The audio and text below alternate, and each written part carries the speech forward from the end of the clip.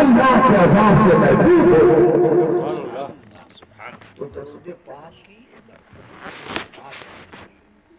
آقا کریم صلی اللہ علیہ وسلم کے صحابی کا یمن تھا، اس وقت تک نیند آنکھوں میں آنے نہیں دیتے جب تک کہ 10 مرتبہ درود نہیں۔ ابھی شب قدر کا معاملہ ہے، شب قدر میں کتنے لوگوں نے شب بیداری کی؟ بہت سے لوگ عشاء تک گئے، کچھ لوگ عشاء تک گئے، عشاء کے بعد گئے، لیکن اب کیا کہیں، میں کچھ اور آپ کا حصہ گزرا تو میں سوچا کہ آپ چلا جاؤں، جیسے میں گیا تو میں کیا دیکھ رہا ہوں کہ مسجد میں تنہا حضرت اللہ کی عبادت میں مصروف، تنہا کوئی نہیں تھا مسجد میں، اللہ کی عبادت میں مصروف ہے، ذکر الہی میں مصروف ہے۔ تھوڑی دیر میں بیٹھا، نیند آنے لگی، میں تو چلا گیا۔ اور اللہ کی یاد کرنے میں بڑی برکتیں ہیں، اور درود شریف پڑھنا چاہیے، اور اسلام کا قانون ہے۔ اسلام ایک ایسا ستھرا اور پیارا مذہب ہے، اسلام کا یہ معاملہ نہیں ہے کہ علامہ مشاہدی صاحب قبلہ کا میں چاہنے والا ہوں، آپ کا خطبہ پڑھ رہا ہوں تو اگر میں شرع کے خلاف کوئی کام کر دوں تو حضرت میرے لیے تعبیر کریں گے، ایسا نہیں۔ ہاں کچھ لوگ ہیں، کچھ لوگ تو ہیں، کچھ لوگوں کا حال تو یہ ہے کہ اگر ان سے محبت کیجئے، چاہے آپ دارو پیجئے، چاہے آپ زنا کیجئے، چاہے عیاشی کیجئے، چاہے آپ جوا کھیلیے، چاہے آپ حرام کاری کیجئے، اگر اس کی حرام کاری پر اگر جیسے آپ نے آواز اٹھائی تو جو حرام کاری کر رہا ہے وہ دفاع میں بولتا نہیں، اس کی آواز اپنے دفاع میں نہیں نکل رہی ہے، بلکہ سب سے پہلے اس کی آواز اس کی دفاع میں نکل رہی ہے جس کا وہ چاہنے والا ہے، معتقد ہے۔ لیکن یہ اسلام کا طریقہ نہیں ہے، اسلام ہی نہیں سکھاتا ہے۔ مولا کائنات شیر خدا فاتح خیبر رضی اللہ تعالیٰ عنہ کا ایک چاہنے والا بڑا چہیتا تھا، حبشی غلام تھا، شامت اعمال سے اس نے چوری کر لی، اور جب چوری کیا تو پکڑ بھی گیا، اور جب پکڑا گیا تو کچھ لوگ لے کر کے آئے مولا کائنات کی بارگاہ میں، مولا کائنات کی بارگاہ میں آئے اور آنے کے بعد کہا، یہ علی شیر خدا امیر المومنین، یہ آپ کا غلام، آپ کا چہیتا وہ چوری کی ہے۔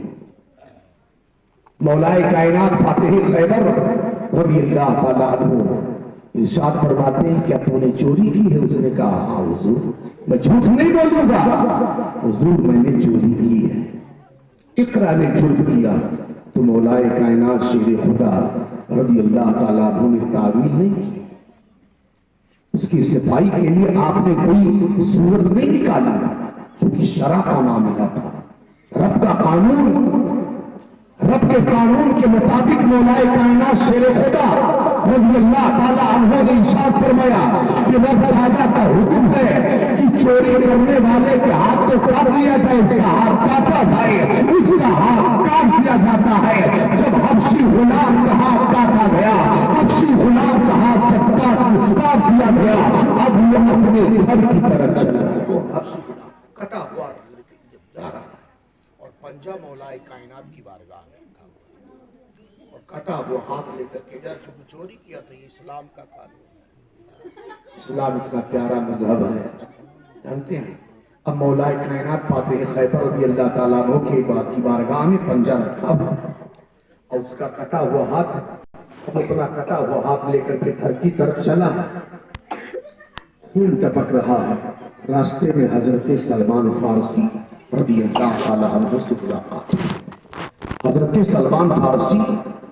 رضی اللہ تعالیٰ عنہ نے دیکھا کہ اس کے ہاتھ سے خون ٹپک رہا ہے۔ آپ فرماتے ہیں بھائی تمہارے ہاتھ کو کس نے کاٹا؟ تو بتائیے، سیدھا کہہ دیتا علی نے کاٹا، لیکن کیا کہا جب مولا کائنات شیر خدا رضی اللہ تعالیٰ عنہ نے کاٹا، لیکن اب وہ کہہ کیا رہا ہے؟ جب حضرت سلمان فارسی نے پوچھا اے میرے بھائی تیرے ہاتھ کو کس نے کاٹا، تو اس نے کہا امیر المومنین نے کاٹا ہے، یعصوب المسلمین نے کاٹا ہے، جوہر البطول نے کاٹا ہے، ختم الرسول نے کاٹا ہے، اللہ اکبر، مولا کائنات کا رضی اللہ تعالیٰ عنہ کی تعریف کرتا جا رہا ہے۔ امیر المومنین نے کاٹا ہے، جوہر البطول نے کاٹا ہے، جوہر البطول نے کاٹا ہے، یعصوب المسلمین نے کاٹا ہے، مولا کائنات کی تعریف کرتا جا رہا ہے، مولا کائنات کا خطبہ پڑھتا جا رہا ہے، مولا کائنات کی خوبیاں بیان کرتا جا رہا ہے۔ بغل میں ایک شخص تھا جس کو تاریخ میں ابن القبا کہتے ہیں۔ اگر ابن القبا کی تاریخ آپ اٹھا کر کے دیکھو تو آپ کو پتا چلے گا کہ اس کا تعلق کس سے رہا، تجھے ادھر نہیں جانا ہے، اتنا مجھے بتانا ہے کہ وہ تعریف علی کی کر رہا تھا، مگر ابن القبا کو برداشت نہ ہوا، حضرت نہ ہوا۔ اس نے فوراً کہا عجیب آدمی تم لگ رہے ہو، علی نے تمہارا ہاتھ کاٹ دیا ہے، تم علی کی تعریف کر رہے ہو، علی کی خوبیاں بیان کر رہے ہو، علی کی کمالات بیان کر رہے ہو، علی کی تعریف کی تعریف کرتے چلے جا رہے ہو۔ تو حبشی غلام کا بیان سنا، حبشی غلام نے جو بیان کیا ہے، خدا کی قسم قوم مسلم کو اس پر عمل کرنے کی ضرورت ہے۔ حبشی غلام نے کہا ارے میں علی کی تعریف کیوں نہ کہو، علی کا خطبہ کیوں نہ کہو، اس لیے کہ علی شیر خدا رضی اللہ تعالیٰ عنہ نے میرا ہاتھ کاٹا ہے اور مجھے دنیا میں سزا دے کر کے مجھے جہنم کی آگ سے بچا لیا ہے۔ علی کا خطبہ میں اس لیے پڑھا۔ سبحان اللہ، اللہ اکبر، یا رسول اللہ۔